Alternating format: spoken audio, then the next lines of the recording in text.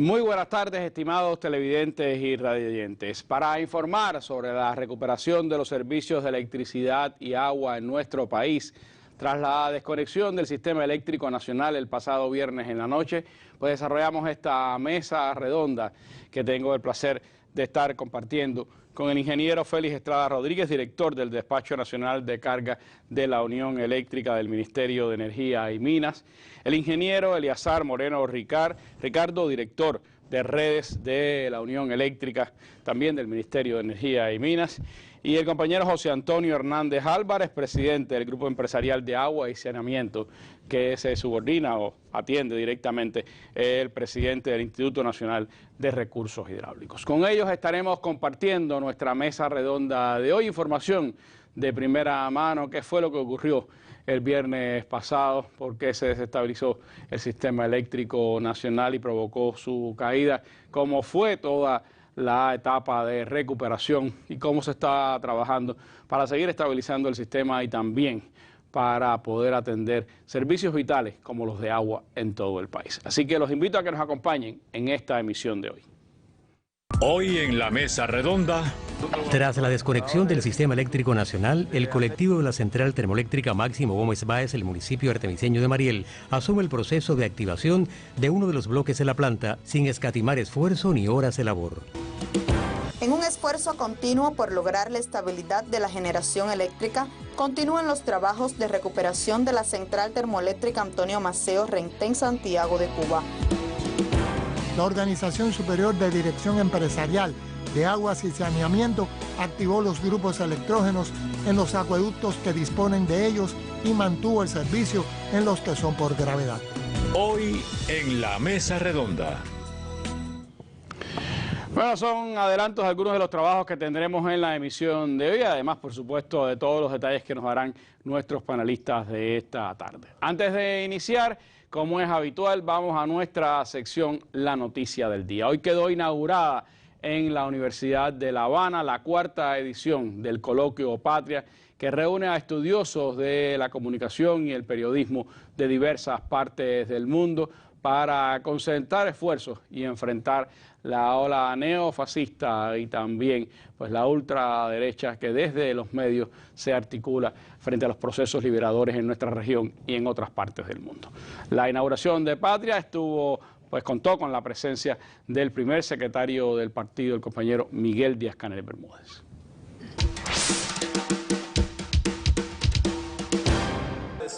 Con el homenaje a uno de los revolucionarios más brillantes y valientes de la historia cubana, Julio Antonio Mella, inició el Coloquio Internacional Patria.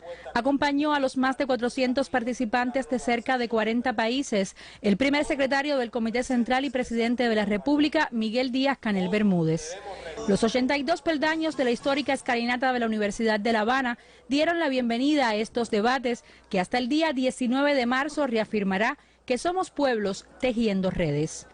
Patria, más allá de la consigna de tejiendo redes, que es hermosísima, y tejiendo redes de los pueblos, creo que ese es el verdadero objetivo. Nosotros sabemos que hay una dictadura del algoritmo a nivel internacional, los grandes medios de comunicación, pero mientras exista organización, resistencia y mientras exista unidad de nuestros pueblos, vamos a desmontar todos los retos que nos imponen los grandes magnates del mundo. No, bueno, decir primero que estoy muy feliz de estar acá de nuevo.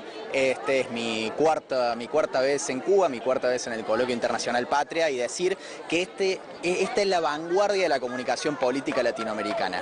Aquí los debates que encontramos, el nivel del desarrollo político de las discusiones no se ven en otro lugar del mundo. Entonces por eso verdaderamente es un placer y es un orgullo muy grande formar parte de los cientos de integrantes de este Coloquio Internacional Patria que nos encontramos esta vez en la Universidad de La Habana.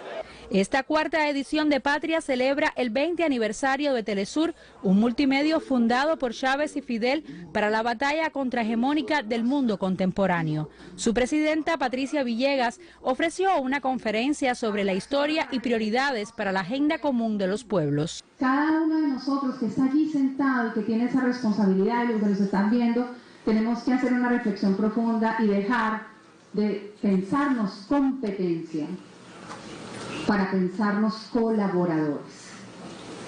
Y entonces, de manera decidida, consciente, trabajar en agendas comunes.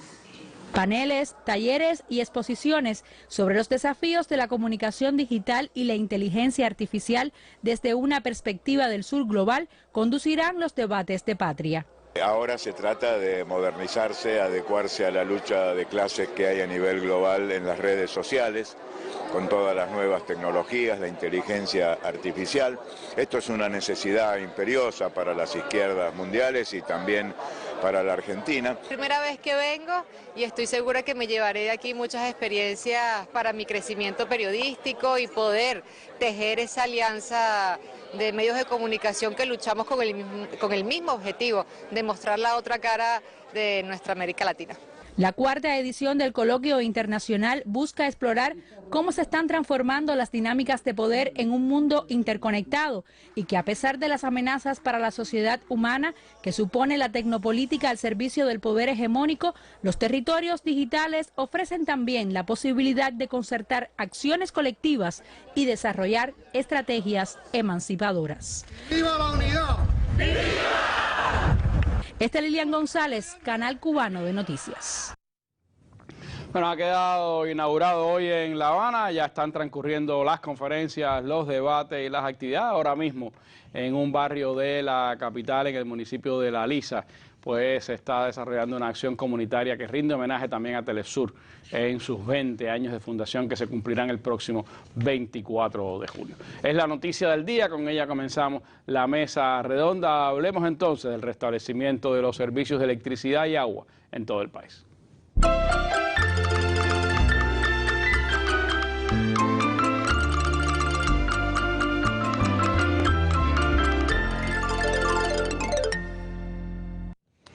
Bueno, y el pasado viernes, pasada las 8 de la noche, el Sistema Eléctrico Nacional tuvo una desconexión originada desde una subestación en la capital del país. ¿Qué ocurrió esa noche? ¿Cómo puede una subestación en La Habana desequilibrar todo el sistema eléctrico nacional? ¿Cuáles fueron las causas de esa desconexión? Sobre eso, pues quiero que comencemos hablando en esta mesa redonda con el ingeniero Eleazar Moreno Ricardo, director de redes de la Unión Eléctrica. Eleazar, ¿qué fue lo que ocurrió? ¿Cómo es posible que un subsistema del gran sistema eléctrico, que es una pequeña subestación quizás de La Habana, pueda llevar a que el sistema eléctrico nacional se desconecte?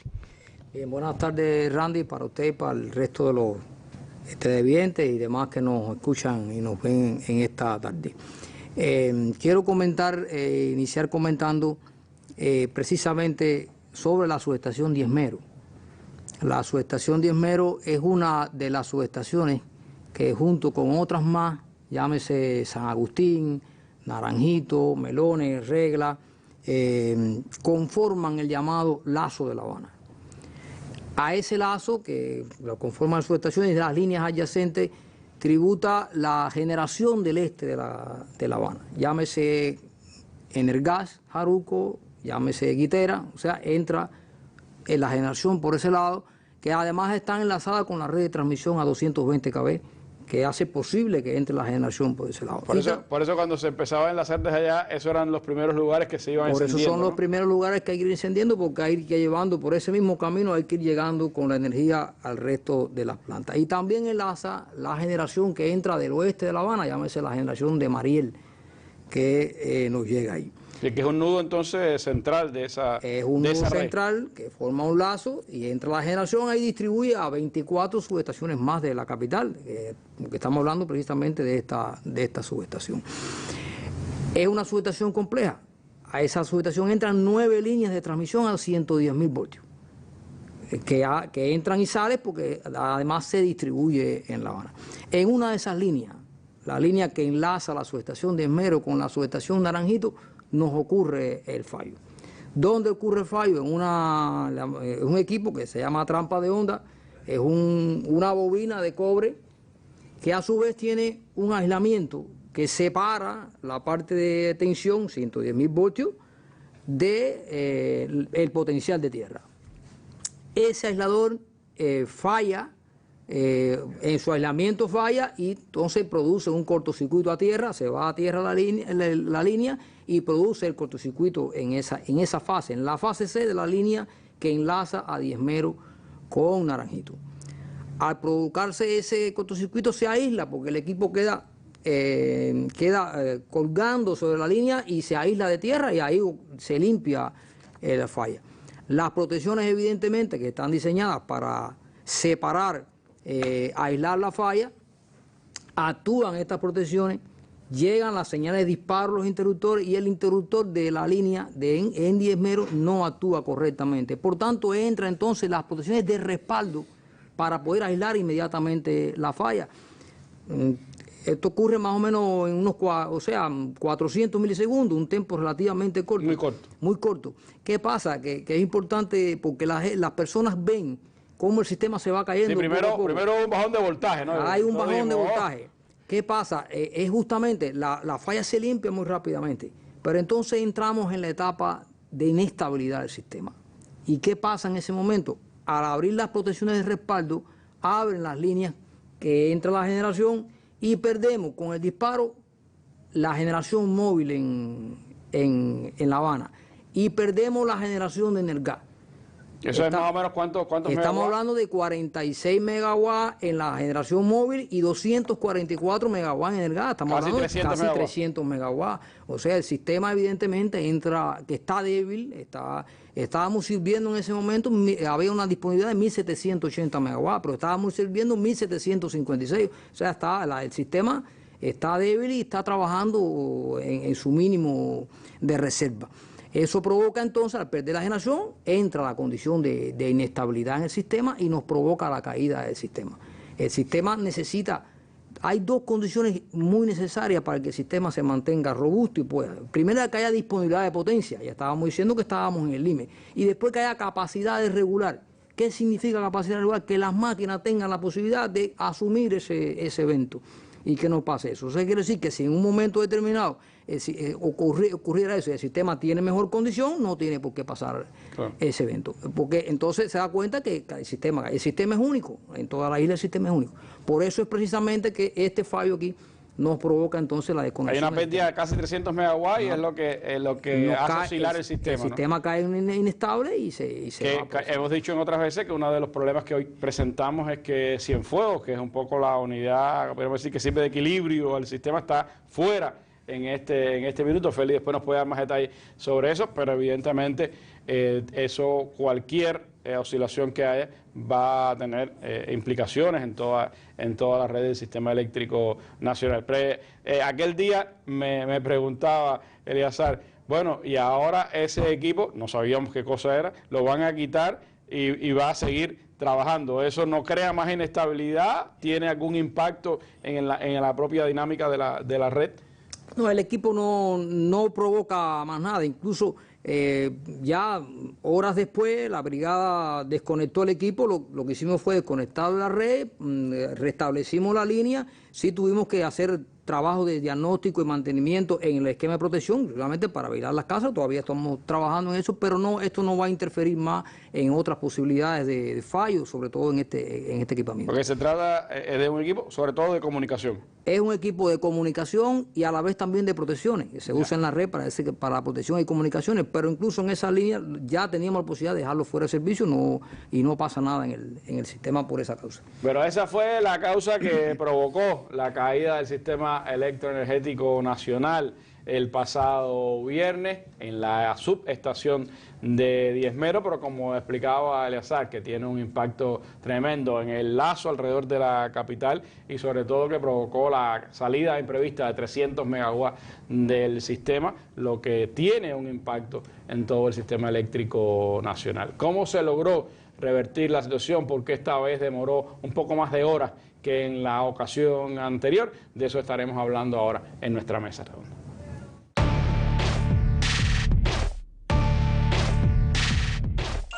Al alcance de un clic o en la pantalla de tu móvil. Las noticias de Cuba y el mundo. El análisis a profundidad de los acontecimientos. La imagen y los sonidos de cada día.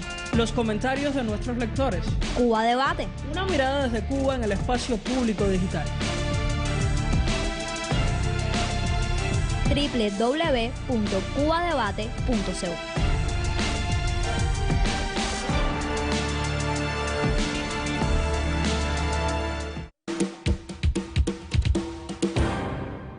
En un esfuerzo continuo por lograr la estabilidad de la generación eléctrica, continúan los trabajos de recuperación de la central termoeléctrica Antonio Maceo Rentén, Santiago de Cuba.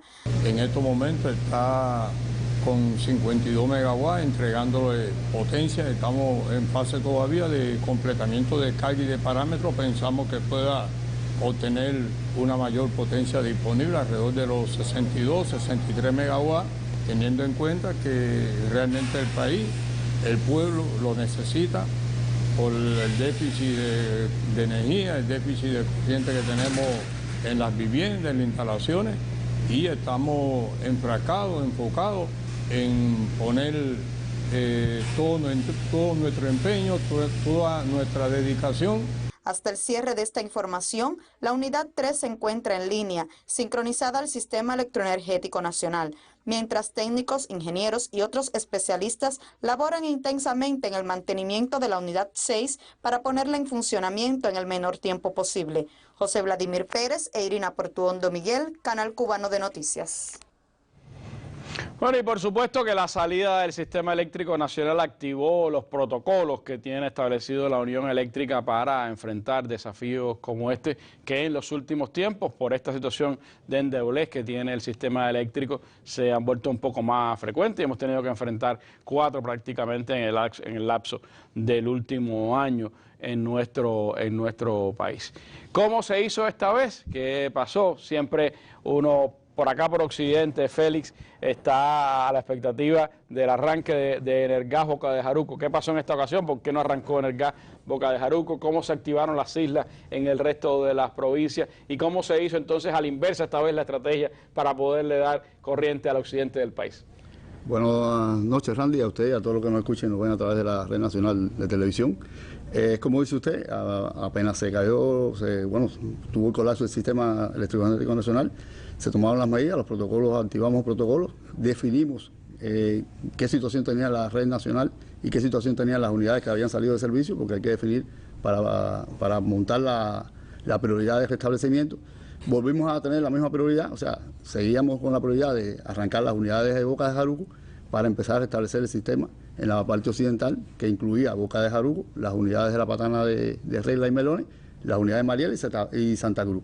Y activamos el protocolo del centro del país, donde se activa a partir de la hidroeléctrica Navanilla, la generación distribuida del centro del país, y se pone en servicio las unidades de Energas Varadero para regular la frecuencia del sistema y ir hasta el centro del país para activar entonces el arranque de la generación de 10 de octubre, la termoeléctrica Nuevita.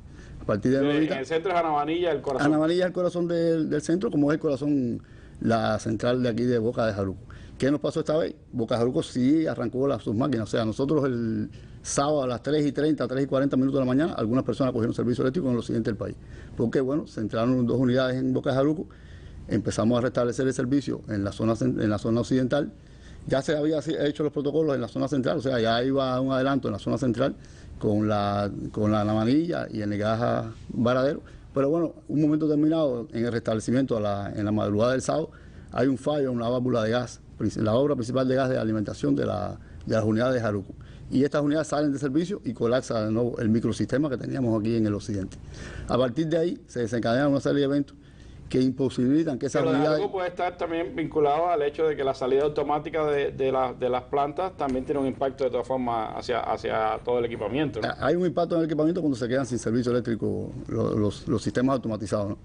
Pero ahí definimos entonces que las unidades de Jaruco no podían empezar el arranque de las sesiones aquí del occidente del país y cambiamos la estrategia. O sea, tratamos de entonces garantizar un microsistema robusto en el centro del país, donde se incluía la unidad de octubre, la Navanilla, la unidad de generación distribuida y la unidad de Varadero, para con ese sistema robusto poder llegar al occidente del país y arrancar entonces desde ese sistema las unidades de Boca de Jaruco, que en ese momento sí podían arrancar, lo que ellos no podían arrancar en negro, o sea, no podían hacer un arranque solamente ellas, porque estaban dependiendo del sistema, entonces en ese momento.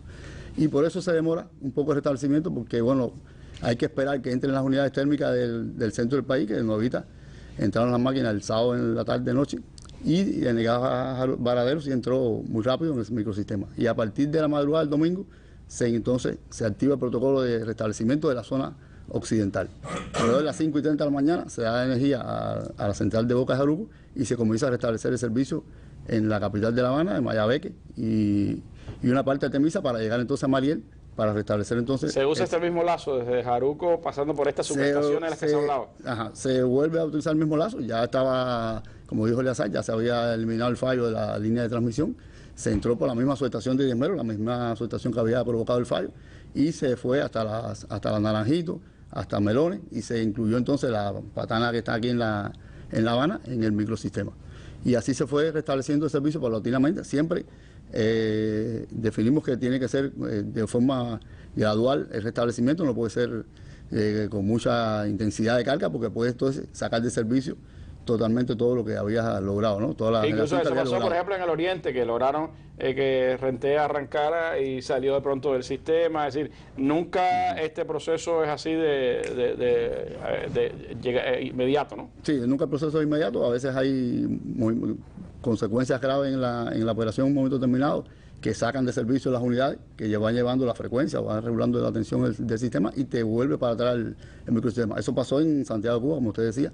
Después tomamos las medidas de solamente dar servicio a la central termoeléctrica de Renté para que fueran arrancando sus equipos auxiliares, pero no la máquina, hasta que llegar con el sistema a Renté, y después ya sí se incorporó al sistema unificado, la unidad de 3 de Renté, que bueno, en el documental sala de salida, se incorporó la máquina 3 y se hizo el sistema ya en el oriente del país también con la unificación de Octubre, Felton y Renté.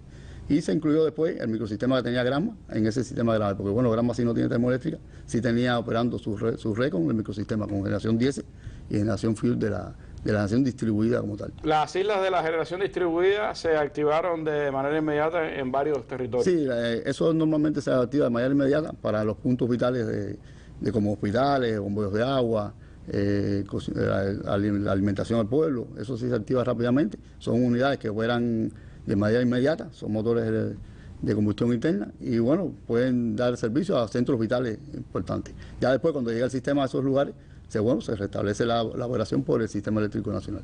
Cuando la otra ocasión, apenas 22 horas se logró restablecer el sistema. Esta vez demoró unas 44 horas aproximadamente por este contratiempo de Energas en Boca Jaruco. Sí, tenemos en cuenta los anteriores restablecimientos, tenemos un promedio alrededor de 54 horas más o menos de restablecimiento. El último fue 22 horas, ¿verdad? Ahí casi todo salió al dedillo, todo al detalle. Y esta vez la demora no solo fue por Energas Jaruco, sino porque necesitamos tener un sistema en el centro del país fuerte para poder llegarle a las unidades de aquí del occidente. Porque si podíamos causar una caída en cascada, si teníamos debilidad en ese sistema. Por eso tuvimos que esperar a que entraran las máquinas novitas, a que tuviera Varadero en servicio y la eléctrica para poder restablecer la energía aquí en el occidente del país con la incorporación de las máquinas de Jaruco. Las últimas incorporaciones fueron Artemisa y Pinar del Río como territorio, ¿no? Las últimas incorporaciones fueron Artemisa y Pinar del Río, que ya fueron el domingo en la tarde. Por eso fueron las 44 horas, porque bueno, las 44 horas se definen ya con la incorporación de la red de transmisión a nivel de país. O sea, hasta Pinar del Río, que tiene red de transmisión. Pero verdaderamente Mariel, en el horario de la mañana, ya tenía servicio eléctrico para comenzar el arranque de las motores y de la máquina también. Fue sin duda una operación quizás más complicada que la otra vez, precisamente por eso, ¿no? Por eso preguntábamos al principio, bueno, ¿cómo puede un pequeño subsistema dentro del gran sistema, que es una subestación como la de ahí del Diezmero, provocar esto? Pero bueno, se explicaba, sí, 300 megawatts fuera es una cifra significativa. Se explicaba por la pérdida de la generación. Eso también nos había sucedido cuando el disparo de Guitera el año pasado. Sí, es como si se hubiera ido Guitera. Es como si hubiera ido Guitera, en un sistema muy débil y se fue Guitera, porque verdaderamente el fallo eléctrico de la subestación no tenía que haber provocado, si no hubiese sacado generación, no tenía que haber provocado la salida del sistema totalmente, ¿no? Las protecciones tenían para aislarlo, lo que pasa es que en el momento de aislarse también sacan de servicio alrededor de 300 megawatts en forma inmediata. O sea, casi que lo mismo que hubiera salido Guitera con eso. Por eso cae el colapso del sistema en ese momento. Pero la estrategia de todas formas funcionó, se logró estabilizar el sistema y hoy estamos ya generando, aunque no es suficiente, pero de eso vamos a hablar un poco más adelante. Hay sin duda ya todo un protocolo establecido, hay operaciones que se ejecutan y que tienen que ver como decía el ingeniero Félix, bueno, hay que ir estabilizando el sistema para lograr darle a todos los circuitos. A veces las personas se desesperan, no todos nos desesperamos. Siempre soy de un circuito de los últimos, siempre le toca en la capital, así que pero creo que es parte también de la seguridad del sistema, porque no se hace nada con avanzar rápido y desequilibrar el sistema de nuevo. Es decir, esa es una de las complejidades que tiene todas estas operaciones, y en la que trabajan desde el despacho de carga de la Unión Eléctrica hasta cada una de los territorios. Es una cadena de mando que comienza en el despacho nacional y termina en el último motor de generación distribuida, en una planta térmica, en un despacho provincial. Es una cadena de mando y trabajamos en equipo.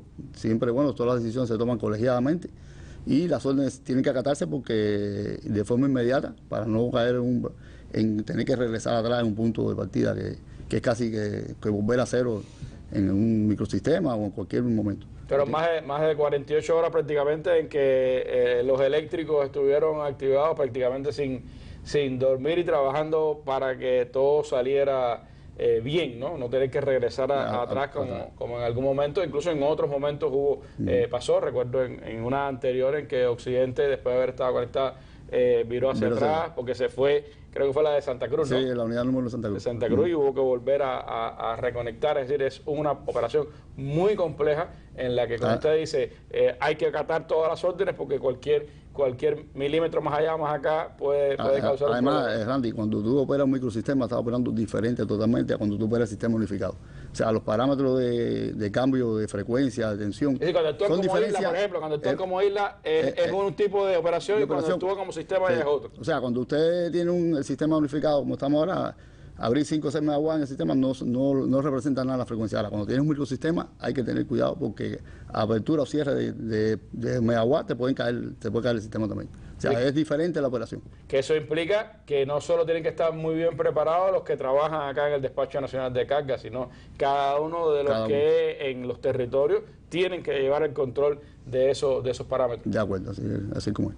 Bueno, esa es parte de las complejidades también a la hora de analizar un asunto como este, que sin duda moviliza a toda la nación, porque además la electricidad es elemento vital para sostener otros servicios, entre ellos los servicios de agua a toda la población, y de cómo están en estos minutos esos servicios, pues estaremos hablando ahora en nuestra mesa redonda. Sigue con nosotros.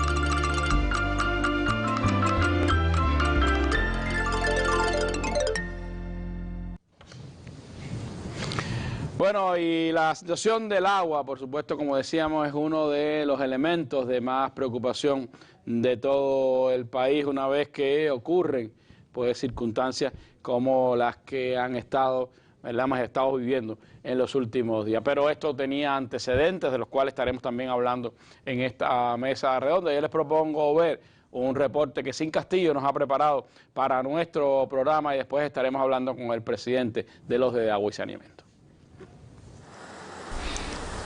A partir de la desconexión del sistema eléctrico, la Organización Superior de Dirección Empresarial de Aguas y Saneamiento activó los grupos electrógenos en los acueductos que disponen de ellos y mantuvo el servicio en los que son por gravedad. La creación de islas electrificadas localmente permitió otro paso. Se protegieron en la medida de las posibilidades de las islas creadas, los sistemas de abastos principales que garantizaban también el servicio de agua a estos lugares.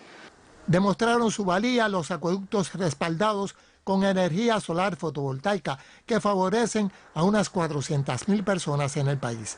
Además, se incorporaron pipas para la distribución a centros vitales y la población. Importante la mejoría lograda con la electricidad en buena parte del país. Ya hoy en la mañana, cuando cerramos el parte 8 de la mañana, pues teníamos un poco más del 60% de la población que nosotros servimos con servicio y estaban en vía de recibirlo otro 15%. Hablamos de que desde Mayabeque y hasta Guantánamo prácticamente estaba restituido el servicio en un 90% de la población que nosotros abastecemos por las 3 modalidades que ya había explicado y estábamos concentrados en la restitución de los servicios más hacia el occidente del país, que son los que aún quedan por restituir de manera integral con el sistema electroenergético nacional. La situación más compleja es en la capital. La Habana se abastece fundamentalmente de estaciones de bombeo, o sea, se necesita energía para garantizar el servicio a más de 60% de la población de La Habana. Solamente hay una pequeña parte, alrededor de un 12% que se garantiza por gravedad desde el canal de Vento, el aporte de Vento hasta los tanques de Palatino, y de aquí se garantiza lo que es La Habana Vieja, Centro Habana, parte del Cerro y parte de 10 de octubre. Como estrategia en La Habana se aumentaron las tomas de agua para la distribución por pipas. Ya en la mañana restablecieron algunas fuentes fundamentalmente pequeñas, fundamentalmente de Arroyo y Boyero del sur de la ciudad. Se garantizaron 8 equipos en El Gato que ya vamos llenado de las conductoras. También tenemos la peculiaridad que La Habana se abastece de las principales fuentes de La Habana están muy distantes. Y entonces el llenado de las conductoras, el llenado de los tanques de compensación que garantizan el servicio de la ciudad es importante. Con el llenado de las conductoras del Gato se favorecen los 5 municipios del este. Reiniciar el servicio en Playa, Marianao y La Lisa depende de la arrancada de los acueductos de Ariguanabo y Cosculluela.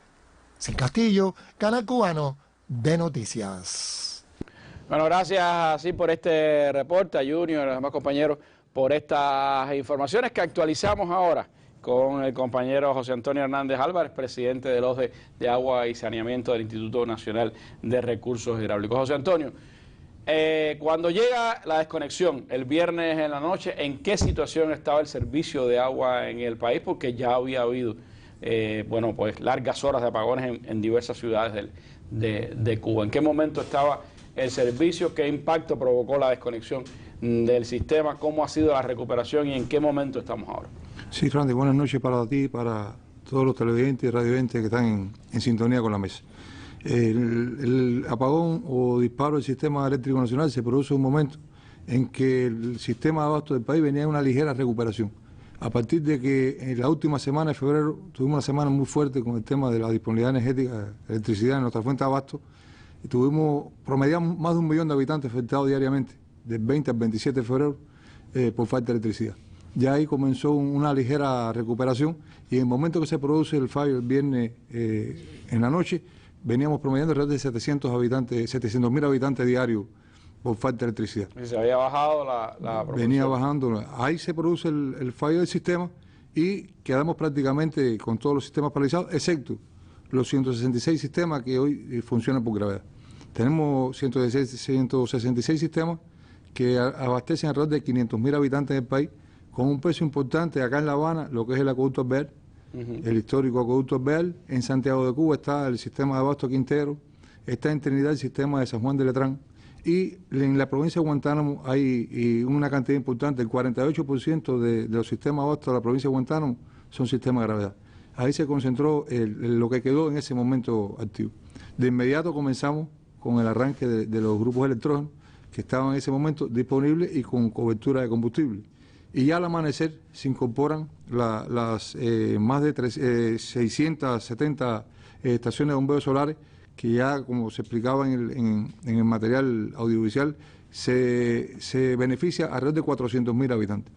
Ya ahí hay una soberanía energética que tiene esa fuente de abasto hoy y que de hecho se siente el impacto en un grupo de comunidades que, aunque son sistemas pequeños, son comunidades por lo general aisladas, no tienen en cantidad de habitantes, no se representan mucho, digamos, pero sí en sistemas como tal, en cantidad de sistemas. Sí, si sumamos los de gravedad más los que ya tenían paneles solares, casi un millón de personas. No, se arrancó. Al amanecer del día 15, arrancamos con más de 2 millones de personas con lo que quedó en sistema por gravedad.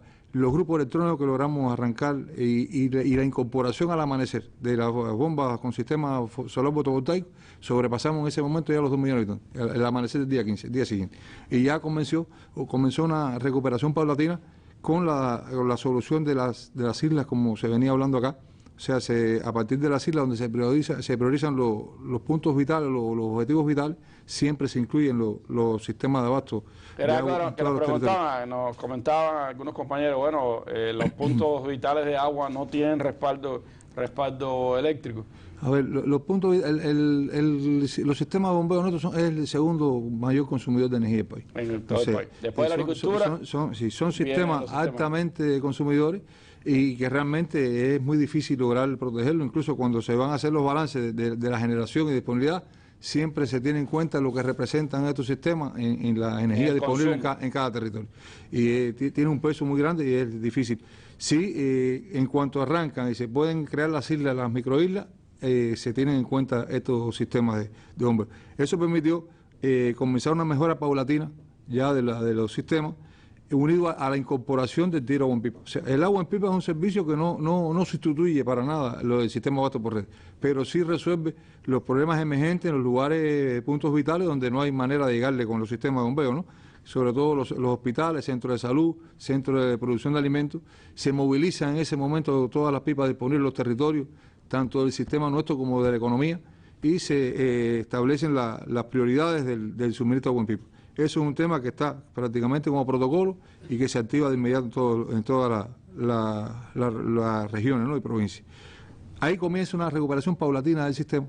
Ya a partir de las microislas comienzan a la recuperación paulatina y con ello a recuperarse también paulatinamente los sistemas de abasto del país. Como se explicaba ahí, fue incrementándose el porciento de abasto en todo el país, alcanzando en estos momentos, hoy, lo último que se incorporó al sistema fue, como se explicaba acá, el Pinar del Río y Artemisa, pero ahí, a través de las microislas en Pinar del Río, las fuentes fundamentales de las cabeceras provinciales de Pinar del Río y Artemisa se mantuvieron hasta que se logró conectar el sistema con esta solución de las microislas. Aunque en el caso de La Habana, como se decía acá, una de las complejidades es que sus principales fuentes de abasto están fuera de la capital, es decir, en Mayabeque y en Artemisa. Con relación a La Habana tiene esa particularidad, pero bueno, hay una coordinación muy precisa con estos territorios, que a pesar de estas fuentes de estar en provincias vecinas, también están contempladas la prioridad de las estaciones de bombeo de La Habana.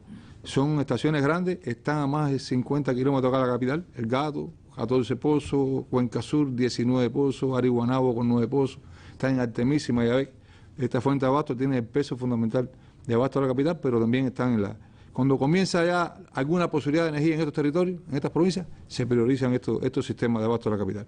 Ahí ya hoy la capital cuenta con todo su sistema energizado, pero hay un tema muy importante, que es la situación de cómo se recuperan los sistemas de abasto, que no hay una respuesta igual que con la energía. Pero no es tan rápido como los circuitos eléctricos. Las personas a veces ven que llega la electricidad y esperan de inmediato el agua, y no es así. En el caso de La Habana, fundamentalmente, necesita como mínimo 72 horas de estabilidad eléctrica para lograr presurizar los sistemas y que comience a estabilizar el servicio de abasto de agua. O sea, son 3 días prácticamente, llenando conductoras, presurizando sistemas, para poder llegarle entonces a estabilizar lo que es el servicio de abasto. Ya el domingo incluso comenzó la recuperación de electricidad en la capital, ayer, y fue el día que más afectados hubo en la capital. O sea, en el abasto, porque llevaban 2 días prácticamente, pero no había agua. Y venía acumulándose la afectación desde la noche del viernes, y entonces ayer fue el pico de afectados en la capital incluso, a pesar de que ya la población vio energía, vio electricidad en La Habana, pero sin embargo no hay comportamiento igual del agua. Acá todas las fuentes, como explicamos, están a distancia. Por lo general, todas las fuentes abasto de las cabeceras provinciales del país, que son los grandes acueductos, están lejos y distantes de la ciudad de capital. Y eso genera demora en la recuperación de los servicios. Eso es un tema que no debemos dejar de pasar por alto, porque es bueno que la población comprenda eso. A veces hay incomprensiones con eso, a veces pasa otra situación, que se tiene corriente o energía en las casas, en los barrios, y no las hay en la fuente de abasto. Y a veces entonces, sin tener energía en la casa, le llega agua, porque entonces sí la hay en la fuente de abasto, por la distancia que están en diferentes territorios fuera de la...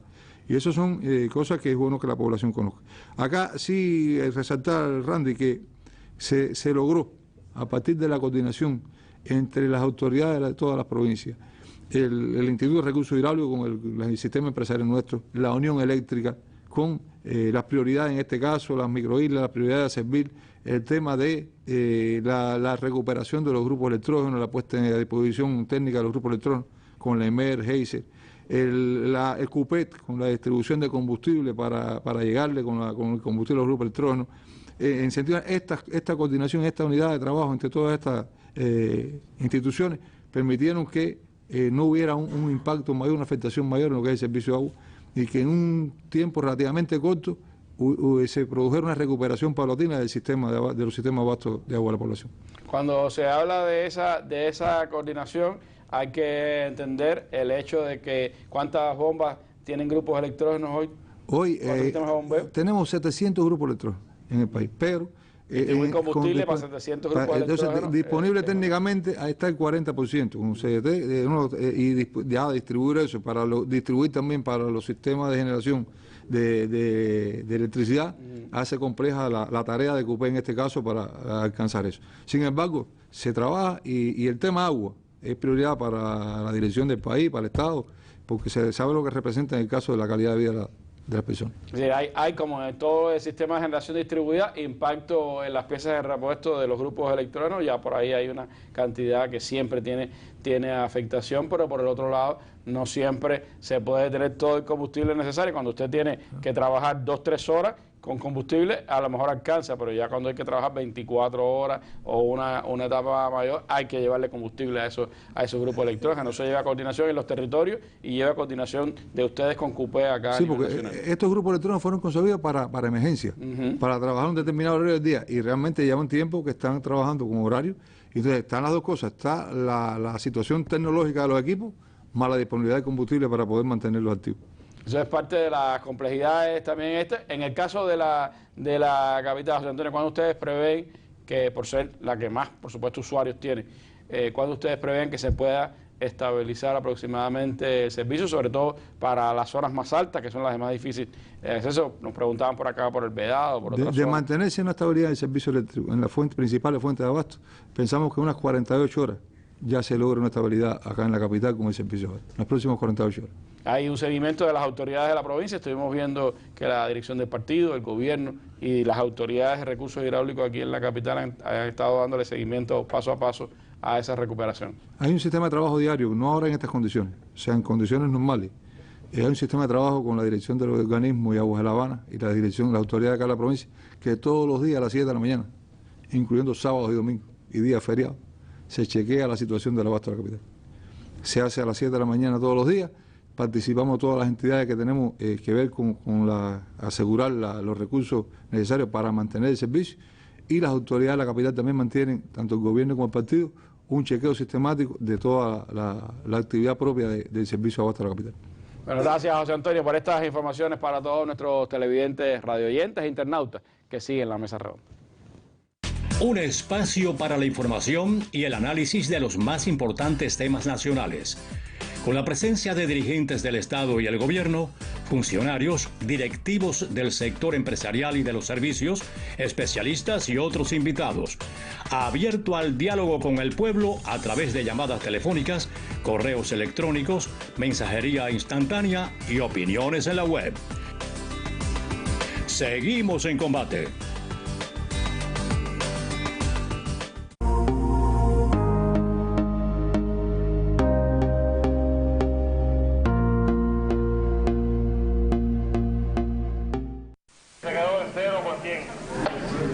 Barranque está trabajando bien. Sí, correcto, trabajando bien. Tras la desconexión del sistema eléctrico nacional, el colectivo de la Central Termoeléctrica Máximo Gómez Báez, el municipio artemiseño de Mariel, asume el proceso de activación de uno de los bloques de la planta sin escatimar esfuerzo ni horas de labor. La Central Termoeléctrica de Mariel quedó interconectada con el sistema eléctrico nacional al amanecer del día de hoy. A partir de ese momento comenzamos ya con todo el proceso de preparación de arranque de la primera unidad que va a entrar en operación, que es la unidad número 8. Estamos ahora en el proceso de lograr la calidad en el condensado para reponer nivel en la caldera y comenzar ya todo el proceso de producción de vapor, búsqueda de parámetro calidad del vapor, rodaje, turbina y sincronismo. Esperamos que nuestra primera unidad ya quede en operación y deben comenzar las operaciones de preparación para la entrada de la segunda unidad. En paralelo, con la primera producción de vapor se va a comenzar a alimentar el emplazamiento de motores, un proceso de incorporación paulatina a la generación, ya dando como resultado que en la noche de hoy puedan estar en servicio los motores del emplazamiento, pueden llegar hasta 7 motores en función de la calidad del combustible, la temperatura del combustible y las condiciones propias del arranque. Acostumbrados a desarrollar acciones en momentos de complejidad y de tensión, estos ingenieros y técnicos ponen toda su sapiencia en función del primer calentamiento y arranque. La disposición de los trabajadores ha sido muy buena, el ánimo de la disponibilidad, sabiendo la importancia que tiene el servicio eléctrico a la población y bueno, a lo que es hospitales, industria. Y aquí estamos, hoy por suerte ya se restableció la avería que había y ya tenemos servicio planta, ya estamos comenzando el proceso de arranque. En estos momentos estamos buscando mejorar la calidad del agua para poder alimentar la caldera y una vez alimentada, bueno, comenzar con el proceso de encendido y producir vapor para una vez que tengamos ya los parámetros, probar la turbina y sincronizar. Bloque número 8 de la Central Termoeléctrica Máximo Gómez de Mariel ultima detalles para su reconexión al Sistema Eléctrico Nacional. Rubén Noa y José Luis Guía, Canal Cubano de Noticias. Bueno, eso era ayer cuando estaba en proceso de reconexión la termoeléctrica del Mariel y de ahí para acá, bueno, ya sabemos todo lo que ha pasado. ¿En qué momento estamos, Feri, ahora en el Sistema Eléctrico Nacional? ¿Cuál es la situación a esta hora, casi a las 8 de la noche? Bueno, actualmente, para comenzar con Mariel, las unidades 5 y 8 Mariel están en operación ahora mismo, es la máquina que estaba ofertando ahí su arranque en el día de ayer. Esas dos unidades están en línea, el 5 y el 8, y la unidad número 6, que es la unidad más nueva que tenemos en el sistema, la Mariel 6, estaba en proceso de arranque en estos momentos y debe estar incorporada alrededor de las 10, 11 de la noche debe estar incorporada al sistema eléctrico. O sea que Mariel tiene sus 3 bloques disponibles, 2 de ellos operando y uno en proceso de arranque, detrás de la desconexión que tuvimos. Las patanas de La Habana se están operando, la de Red y la patana grande también que está en Melones, se está operando con su máxima capacidad. En Santa Cruz hace unos minutos entró la unidad número 1, que venía de la reconexión. La unidad número 3 fue la primera que entró y la unidad número 1 no había podido entrar por un tema del agua en la central, que teníamos bajos niveles de agua, por un proceso automático que había fallado. Y bueno, ya se recuperó el proceso automático, tenemos capacidad de agua y la máquina entró en servicio hace un momentico. En Guitera la máquina también entró en el día de ayer, está operando con 220 megawatts establemente. Y en el gas Jaluco estaba con todas sus unidades, menos una, que fue la que desde el día de la caída tuvo la dificultad y esa máquina está fuera de servicio, debe estar incorporándose dentro de 24 horas aproximadamente. Esa máquina sí se quedó fuera. En Baladero tenemos la máquina número 1, que es la que está operando, regulando la frecuencia del sistema. Diego Tures tiene sus 2 unidades que entraron también en la reconexión. Y Felton, la unidad número 1, que también venía del mantenimiento, se recuerda que estuvo fuera por la avería en generador, la máquina está operando con 200 megawatts. En Renté tenemos la máquina número 3, que fue la que salió en el trabajo, y tenemos la máquina número 6 en proceso de arranque, debe incorporarse también en la noche de hoy. O sea que al cierre de la noche debemos tener todas las unidades térmicas disponibles en operación. Se mantiene en mantenimiento la unidad número 2 de Santa Cruz, que está en mantenimiento desde hace varios meses, las unidades 3 y 4 de Césped y la unidad número 5 de la CT Antonio Maceo en Renté. Estas unidades, bueno, como se conoce, la unidad de césped debe estar la 3 antes del verano y la 4 debe estar aproximadamente en el mes de julio, final de julio debe estar la unidad. Son reparaciones más amplias, más profundas. Sí, reparaciones más profundas. La unidad de Habana también, igual que la de Renté. En esas condiciones hemos estado operando el sistema como mismo tuvimos la semana pasada, alrededor de 1.300 megawatts de afectación, con una disponibilidad de 1.900, 1.950, debe estar rondando ese número. Y bueno, sí tenemos incorporaciones nuevas de la generación que, bueno, como todo el mundo conoce, hay un proceso de incorporación de energía renovable al sistema.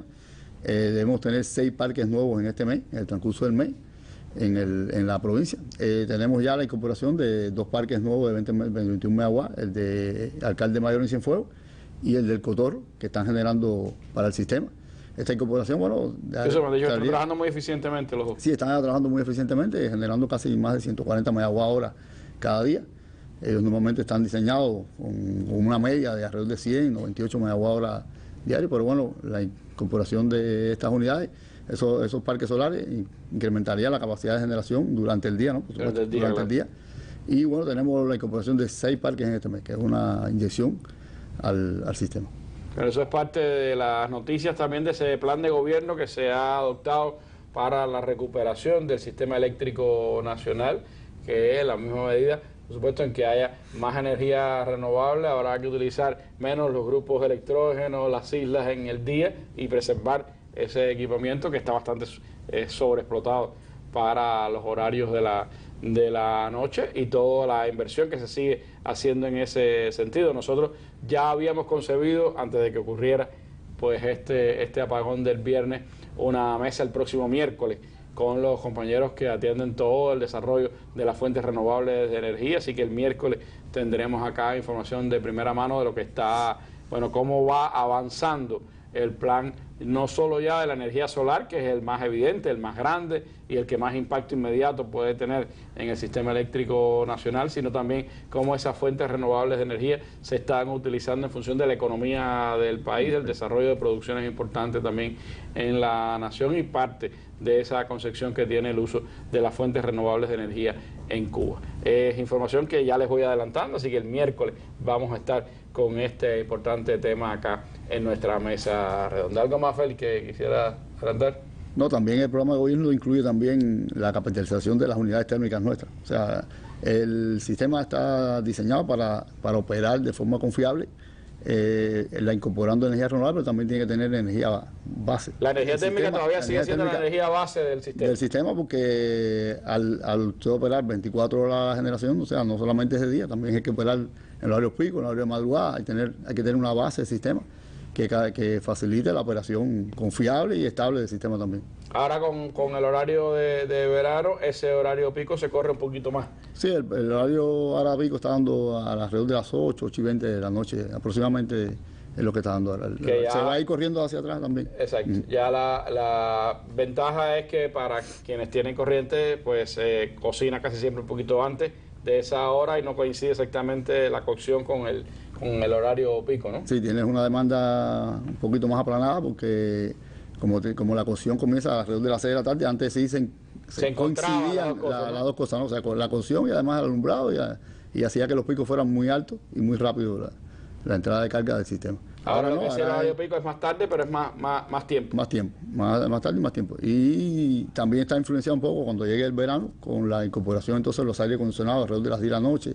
Siempre eso tiene su complejidad técnica a la hora de pasar el pico también. Bueno, por eso siempre, aún en medio de estas condiciones, todo lo que podamos contribuir ahorrando cada uno de nosotros ayuda también en medio de estas circunstancias. Es difícil hablar de ahorro cuando estamos en apagones, cuando estamos en circunstancias como esta, pero cada cual puede añadirle un poquito de su parte, ¿no?, a este esfuerzo que entre todos tenemos que hacer. Seguirá avanzando el plan de desarrollo de la energía renovable a la vez que se continúa, reparaciones tan importantes como la de Cienfuegos, que es una planta vital para el sistema eléctrico, es la planta del equilibrio, como decíamos, en el sistema eléctrico nacional. Y muchas veces pasa, que ese es uno de los temas que a veces, Félix, no siempre se entiende, porque cuando hay apagones en los últimos tiempos el oriente el más afectado. Tiene que ver también con que en este minuto el sistema eléctrico tiene más fuerza hacia el centro-occidente que hacia el oriente, y llevar esa energía de aquí hasta allá es más complicado. La transmisión de energía tiene un límite en el sistema nuestro. O sea, todos los sistemas operan de una forma segura y confiable, y hay que definir los límites, porque cuando no definen los límites puede haber caídas también, no totales, pero sí parciales del sistema, con un disparo en una red de transmisión. Entonces, esto influye mucho la salida de servicio de las dos unidades CESPE que están en Cienfuegos, en el centro del país, y hace que la red de transmisión se sobrecargue hacia el oriente del país. Cuando operamos normalmente con una unidad en Felton fuera, casi siempre el apagón, la afectación de servicio comienza muy temprano en la mañana a partir de Matanza hacia Guantánamo. O sea, se incrementa la afectación en ese territorio por la incapacidad que tiene la red de transmisión de llevar toda la potencia. O sea, nosotros limitamos la red de transmisión para no caer en una afectación en cascada que pueda venir que se caiga el sistema completamente. Por eso Felton es tan importante para el sistema en su conjunto, pero sobre todo para el oriente del país. Felton muy importante, sobre todo para el oriente del país. Igual que las unidades que están operando en 10 de octubre y en Rentey. Y Cienfuegos para todo el sistema, por ser ese punto de equilibrio en el centro de la nación. Sí, las unidades de Cienfuegos son las unidades que regulan la frecuencia en el sistema. Son capaces de llevar la frecuencia y estabilizan la operación. Y además de eso, como están en el centro del país, también hace un equilibrio de potencia en la red de transmisión como tal. Ahora nosotros normalmente operamos con un volumen grande de generadores en el occidente, por incorporación de las Patanas, Guitera, las máquinas de Mariel y Santa Cruz, y eso hace que un poco la red de transmisión se vea un poco sobrecargada en la zona central. Pero esa es también de las complejidades que hay que enfrentar en medio de desafíos como estos, por eso es tan importante que antes del verano se incorpore pues Cienfuegos, una de las plantas, una de las unidades de Cienfuegos, y eso va a ayudar también a fortalecer un poco más el sistema eléctrico nacional. Bueno, le agradezco mucho a Feli, a Eleazar y a José Antonio por toda la información que hemos podido brindar esta tarde a nuestra audiencia, y a ustedes los invito a que estén mañana de nuevo con nosotros en una nueva mesa redonda. Me voy con las imágenes del día. Estados Unidos ha continuado sus ataques ordenados el fin de semana por el presidente Trump contra Yemen, a la vez que los hutíes en ese país han respondido con ataques al portaaviones que está enclavado allí cerca de ese territorio. Con estas imágenes nos despedimos. Muy buenas noches.